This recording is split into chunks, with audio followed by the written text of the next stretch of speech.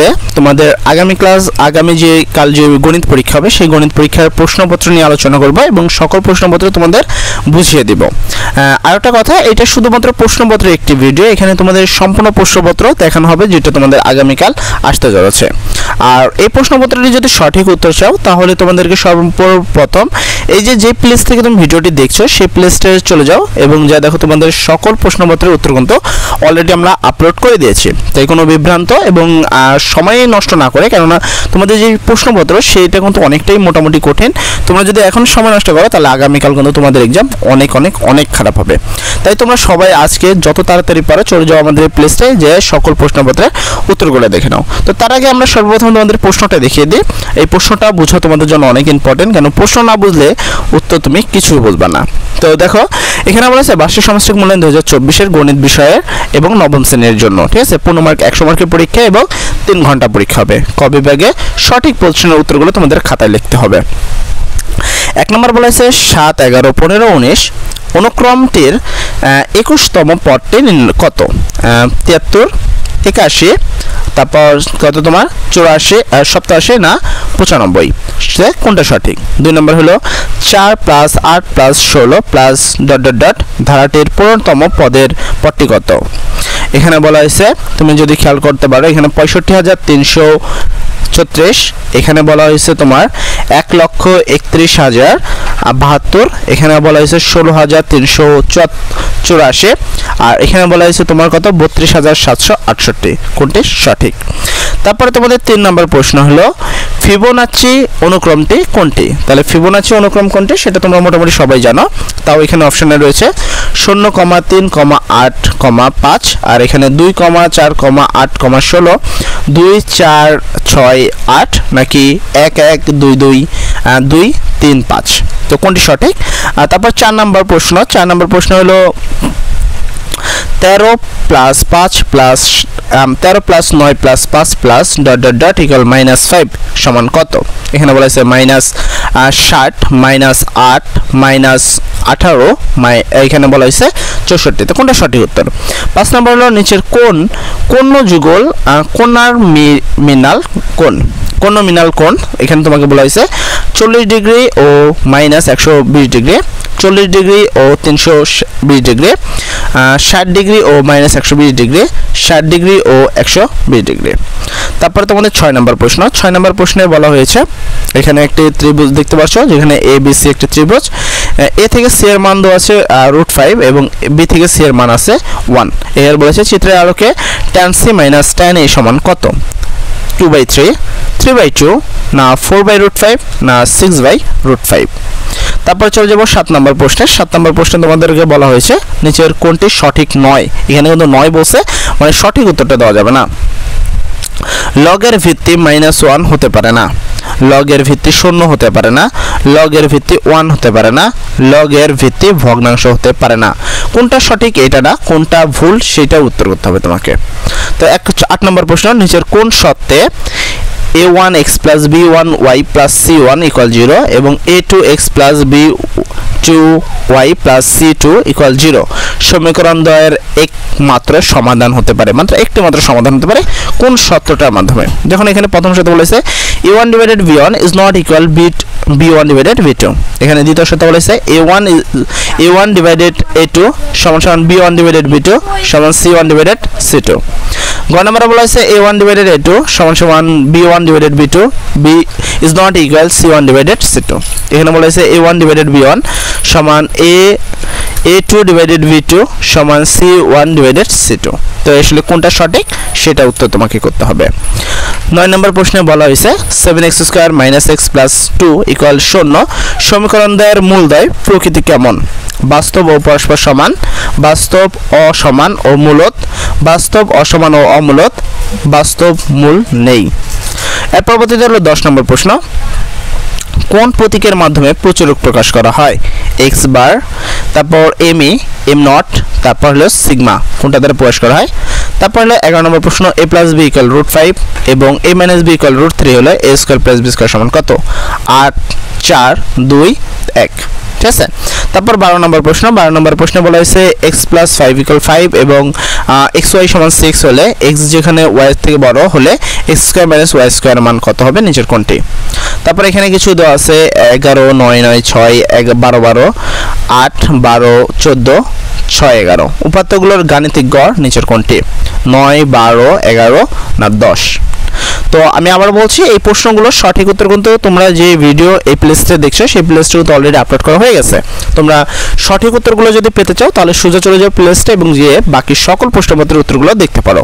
কেননা এটা শুধুমাত্র একটি কোশ্চেন, আমরা এখানে শুধুমাত্র কোশ্চেনটাই তোমাদের দেখাচ্ছি অ্যান্ড সম্পূর্ণ কোশ্চেনটা একত্রে দেখাচ্ছি যেন তোমাদের সময়টাও নষ্ট না হয় আর প্রশ্নের খণ্ড খণ্ড যেন আলাদা না হয়। কারণ প্রথম খণ্ডে একজন সঠিক দেখলো, সেকেন্ড খণ্ডে একজন ভুল দেখলো, তখন কি হয়? তখন বিভ্রান্তি সৃষ্টি হয়, যার ফলে তোমার আগামীকালে পরীক্ষা হতে পারে অনেক খারাপ।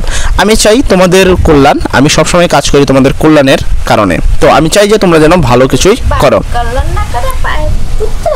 14 নম্বর প্রশ্নে তোমাদেরকে বলা হয়েছে যে θ = 220 ডিগ্রি হলে এর জন্য নিচের কোনটি সঠিক? বলা হয়েছে sin θ = তোমার > 0, মানে হলো 0 থেকে আসলে sin θ বড়, এটা বোঝানো হচ্ছে।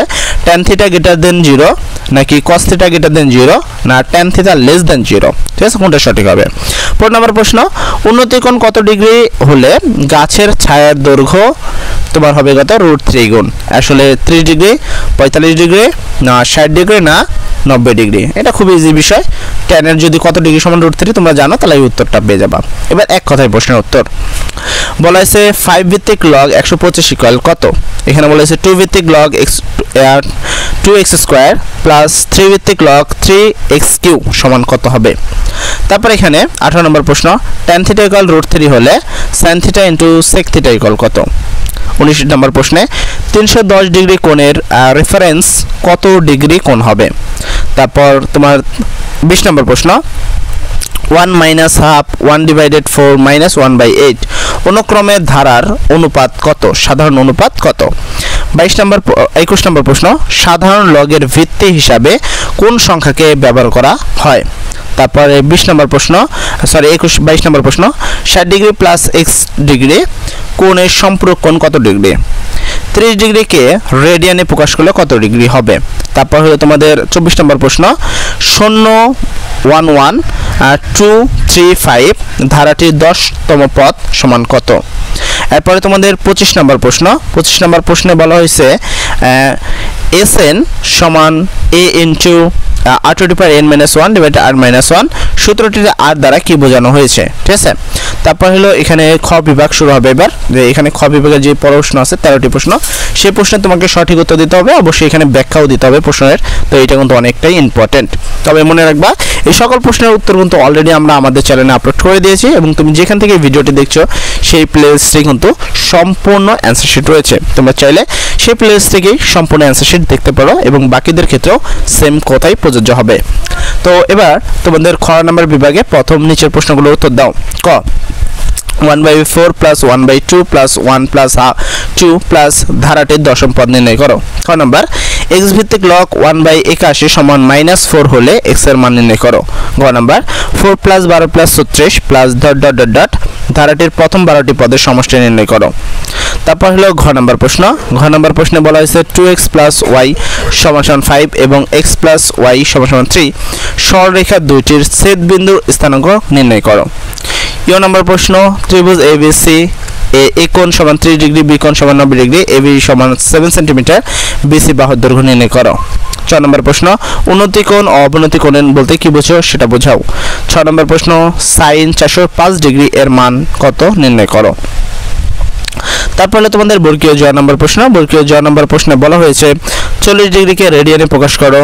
তারপর 6 নম্বর 8 plus 4 plus 6 plus 4 plus 2 plus ... ধারাটির 20তম পদের মান নির্ণয় করো। ই নম্বর প্রশ্ন। গড় ব্যবধান এবং পরিমিত ব্যবধান বলতে কি বোঝো। 6 নম্বর প্রশ্ন। 4π/25 রেডিয়ান কোণকে ডিগ্রিতে প্রকাশ করো। 6 নম্বর প্রশ্ন প্রতিস্থাপন পদ্ধতিতে x + 2y = 4 এবং 3x - y = 5 সমীকরণ দুটি সমাধান করো। 10 নম্বর প্রশ্ন 2 tan ভিত্তিক log 2 প্লাস tan ভিত্তিক log 50 মাইনাস tan ভিত্তিক log 20 এর মান নির্ণয় করো। এই ছিল তোমাদের খ বিভাগের যেই সংক্ষিপ্ত প্রশ্নগুলো ছিল সেই সংক্ষিপ্ত প্রশ্ন। এবার আমরা চলে যাব খ বিভাগের সৃজনশীল প্রশ্নে এবং এগুলো তোমাদের সর্বশেষ 7টি, জানোই তো তোমরা যে 10টি সৃজনশীল থাকবে, তার মধ্যে 7টি সৃজনশীল প্রশ্নের উত্তর দিতে হবে। তবে তোমাদের জানার সুবিধা হতে বলি স্কুল ভেদে এটা কম বেশি হতে পারে। তোমার স্কুলে এমন হতে পারে যে 7টা সৃজনশীল দেওয়া রয়েছে, 4টা কি 5টা প্রশ্নের উত্তর করতে দিতে পারে তোমাদেরকে। এটা খুবই স্বাভাবিক প্রশ্ন, তবে এই প্রশ্নগুলোর মধ্যে থেকে তোমাকে দেওয়া হবে। তবে এটা মনে রাখবা যে অবশ্যই তোমরা যদি এটা সর্বোচ্চ মার্ক অর্জনের উদ্দেশ্যে তুমি আজকের ভিডিওটা দেখে থাকো, তাহলে অবশ্যই এই প্লেলিস্টে যাও। সকল প্রশ্নপত্রের সম্পূর্ণ সঠিক উত্তর কিন্তু অলরেডি আপলোড করা রয়েছে, তোমরা প্লেলিস্ট থেকে সকল প্রশ্নের উত্তরগুলো দেখতে পারবা। আচ্ছা চলো আমরা তোমাদের সৃজনশীল প্রশ্ন দেখি।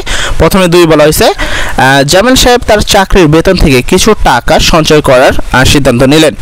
তিনি প্রথম মাসে 1000 টাকা সঞ্চয় করেন। তিনি প্রত্যেক মাসে পূর্ববর্তী মাসের তুলনায় 100 টাকা বেশি সঞ্চয় করেন। এখানে ক নম্বর প্রশ্ন, এখানে 18তম মাসে জামিল সাহেবের সঞ্চিত পরিমাণ নির্ণয় করো। খ নম্বর প্রশ্ন, জামিল সাহেবের কত বছরে 1,60,800 টাকা সঞ্চয় করতে পারবেন তা নির্ণয় করো। তারপর 3 নম্বর প্রশ্ন, 1999 সালে জুলাই মাসে কক্সবাজারে মহেশখালীতে 5.2 মাত্রার ভূমিকম্প রেকর্ড করা হয়েছিল। এখান থেকে প্রশ্ন, ক নম্বর প্রশ্নতে বলা হয়েছে ভূমিকম্পের মাত্রা কোন স্কেলে পরিমাপ করা হয়। খ নম্বর প্রশ্ন, যদি ভূমিকম্পের মাত্রা 6.2 হয় তবে মহেশখালীর ভূমিকম্প থেকে কত গুণ বেশি শক্তিশালী হবে তা নির্ণয় করো। গ নম্বর প্রশ্ন, কোনো একটি স্থানে ভূমিকম্প মহেশখালীর ভূমিকম্প থেকে দ্বিগুণ শক্তিশালী হলে তার মাত্রা নির্ণয় করো। এবার তোমাদের চলে যাব 4 নম্বর সৃজনশীল প্রশ্নে। 4 নম্বর সৃজনশীল প্রশ্নে যে কথাটা বলা হয়েছে, ভূতলের কোনো একটি স্থানে একটি মিনারের শীর্ষবিন্দুর উন্নতিকোণ 60 ডিগ্রি। উক্ত স্থান থেকে 10 মিটার পিছিয়ে গেলে মিনারের উন্নতিকোণ হয় 45 ডিগ্রি। ক নম্বর প্রশ্ন, মিনারটির উচ্চতা নির্ণয় করো। খ নম্বর প্রশ্ন, ভূতলের কোনো একটি স্থানে উন্নতিকোণ 30 ডিগ্রি হলে প্রথম থেকে শেষ স্থানের দূরত্ব নির্ণয় করো। তারপর তোমাদের হলো 5 নম্বর প্রশ্ন। 5 নম্বর প্রশ্নে বলা হয়েছে দৌড় প্রতিযোগিতার জন্য মাঠে 20 মিটার পরিধির বৃত্তাকার চক্র তৈরি করা হলো। দৌড় প্রতিযোগিতায় রাহিল 13 সেকেন্ডে চক্রটির কেন্দ্র 24 ডিগ্রি এবং রাতুল 18 সেকেন্ডে 36 ডিগ্রি কোণ উৎপন্ন করে। ক নম্বর প্রশ্ন, সম্পূর্ণ চক্রটি অতিক্রম করতে রাতুলের কত সেকেন্ড সময় লাগবে তা নির্ণয় করো। খ নম্বর 5 সেকেন্ডে রাতুল কত দূরত্ব অতিক্রম করতে পারবে তা নির্ণয় করো। গ নম্বর কার গতিবেগ বেশি তা গাণিতিকভাবে বিশ্লেষণ করো। এবার চলে যাই 6 নম্বর প্রশ্নে। আমি আবারও বলছি, যারা এই প্রশ্নগুলো সর্বোচ্চ এবং সঠিক মার্ক অর্জনের উদ্দেশ্যে দেখছো তা এবং উত্তরগুলো চাচ্ছে, তারা চলে যাও এই ভিডিওরই প্লেলিস্টে, যা দেখবা তোমাদের সকল প্রশ্নপত্রের উত্তরগুলো অলরেডি আপলোড করা হয়েছে এবং কোনো বিশেষ নোটিশ থাকলে সেই নোটিশও কিন্তু এই প্লেলিস্টে প্রকাশ করা হয় এবং এই প্লেলিস্টটা তোমাদের জন্য খুবই গুরুত্বপূর্ণ। তাই চলে যাও এই প্লেলিস্টে এবং গিয়ে তোমাদের সকল প্রশ্নপত্রের সঠিক উত্তরটা দেখে নেবা। এবার আমি চলে যাই 6 নম্বর প্রশ্নে। 6 জন শিক্ষার্থীর উচ্চতা 160, 163, 150, 140, 173, 170। ক নম্বর প্রশ্ন, মধ্যক নির্ণয় করো। খ নম্বর প্রশ্ন, মধ্যক থেকে গড় ব্যবধান নির্ণয় করো। গ নম্বর প্রশ্ন, মধ্যক থেকে পরিমিত ব্যবধান নির্ণয় করো।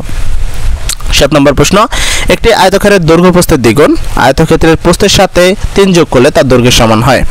এবার প্রশ্নে আসি আমরা। প্রশ্নে বলা হয়েছে আয়তক্ষেত্রের দৈর্ঘ্য ও প্রস্থ নির্ণয় করো। খ নম্বর, সমস্যাটি লিখচিত্র উপস্থাপনের মাধ্যমে সমাধান করো। এটা গ্রাফে করতে হবে। 8 নম্বর প্রশ্নের উদ্দীপকে আছে 4x² - 3x - 1 = 0। এবার আমরা যদি প্রশ্নের দিকে খেয়াল করি, প্রশ্নে বলা হয়েছে তোমাদেরকে সমীকরণটিকে সমাধান করো। খ নম্বর প্রশ্ন, সমীকরণটিকে লেখচিত্রের সাহায্যে সমাধান করো এবং ফলাফলের সত্যতা যাচাই করো। এই হলো তোমাদের সম্পূর্ণ সৃজনশীল প্রশ্ন এবং সম্পূর্ণ প্রশ্নপত্র আমি তোমাদের দেখিয়ে দিলাম। এটা ছিল তোমাদের আগামীকালের সম্পূর্ণ প্রশ্নপত্র। যারা এখন পর্যন্ত আমাদের ভিডিওতে বহাল রয়েছে এবং চ্যানেলে সাবস্ক্রাইব করতে ভুলে গেছো, নতুন রয়েছে তারা অতি তাড়াতাড়ি চ্যানেলটি সাবস্ক্রাইব করে ফেলো এবং প্লেলিস্টে তোমরা চলে যাও। যদি তোমাদের এই প্রশ্নের সঠিক উত্তর চাই তাহলে চলে যাবে এটার প্লেলিস্টে এবং গিয়ে সকল সঠিক প্রশ্নগুলো দেখে নেবা। এছাড়াও চ্যানেলটি সাবস্ক্রাইব করে রাখবা, কেননা তোমাদের প্রত্যেকটি পরীক্ষার প্রশ্নপত্রে এবং সঠিক প্রশ্নের উত্তরপত্র আমরা দিয়ে থাকি আমাদের এই চ্যানেলে এবং সবার আগে। তোমরা যদি সবার আগে এবং সর্বোচ্চ মার্ক অর্জন করার উদ্দেশ্যে তোমরা ইউটিউবে এসে থাকো এবং ইউটিউব থেকে কিছু শিখতে চাও তাহলে অবশ্যই আমাদের এই চ্যানেলটি তোমাদের সাবস্ক্রাইব করে রাখা উচিত। সর্বোপরি কথা, আগামীকালের পরীক্ষা যেন তোমাদের অনেক সুন্দর হয়। যদিও প্রশ্নটা একটু কঠিন, তবে আমি দোয়া করি তোমাদের সবার জন্য যেন তোমরা ভালো একটি মার্ক অর্জন করো এবং অন্য সবার থেকে এগিয়ে থাকো। তো যাই হোক, সর্বোপরি কথা, সবাই ভালো থাকো। আসসালামু আলাইকুম।